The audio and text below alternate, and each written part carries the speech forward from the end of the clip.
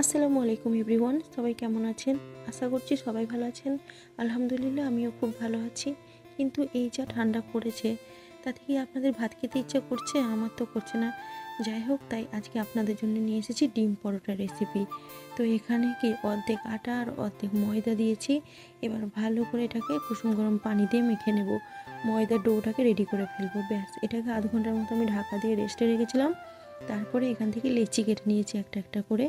এবার এটাকে সুন্দর করে বেলে দেবো। প্রথমে একটু আটার সাহায্যে বেলছি। এবার এর মধ্যে দিয়ে দিলাম একটু তেলটাকে ভালো করে গোটা পরোটার মধ্যে স্প্রেড করে দিয়ে পরোটাটাকে তিন কোণা করে নিলাম, 3 কোণা। ব্যাস, এবার এটাকে ভালো করে বেলে নিতে হবে, চ্যাপটা করে নিতে হবে। আর এই দিক দিয়ে দুটো ডিমকে আমি ফেটিয়ে রাখবো। তো তার জন্য পেঁয়াজ, লঙ্কা, ধনেপাতা সব কিছু নিয়েছি, ক্যাপসিকামও একটু নিয়েছি। এবার এটাকে ভালো করে মশলার সাহায্যে মাখিয়ে নিই, মানে রেগুলার মশলা, নুন, হলুদ যা দিই আর কি সেসব দিলাম। আর দিলাম দুটো ডিম। ব্যাস, এটাকে ভালো করে ফেটিয়ে রেখে দেবো সাইডে। এবার একটা একটা করে পরোটাকে সেঁকতে থাকবো। প্রথমে এমনি খোলাতে একবার সেঁকে নেওয়ার পরে দিয়ে দেবো তেল দেওয়ার সাথে সাথে পরোটাগুলো সুন্দরভাবে ফুলে উঠবে। ব্যাস, যখন পরোটাগুলো ভালোভাবে তৈরি হয়ে যাবে তখন উপর থেকে চামচের সাহায্যে দিয়ে দেবো এরকম করে ডিম।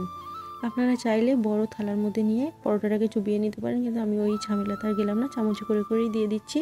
ব্যাস, এক পিঠ দেওয়া হয়ে গেছে আমার। এবার এটাকে উল্টে দিলাম, আবার দিয়ে দিলাম এই ডিম।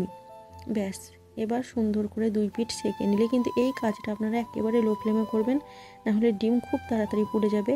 আর যদি মনে হয় তেল দিতে হবে এই আমার মতো, তাহলে অল্প অল্প করে তেল দিতে থাকবেন, বা ঘি যেটাতে খেতে পছন্দ করেন দিয়ে দেবেন। তাহলেই রেডি হয়ে যাবে এই গরমা গরম ডিম পরোটা। তো সাবস্ক্রাইব করে দিবেন। ভালো থাকবেন। টাটা।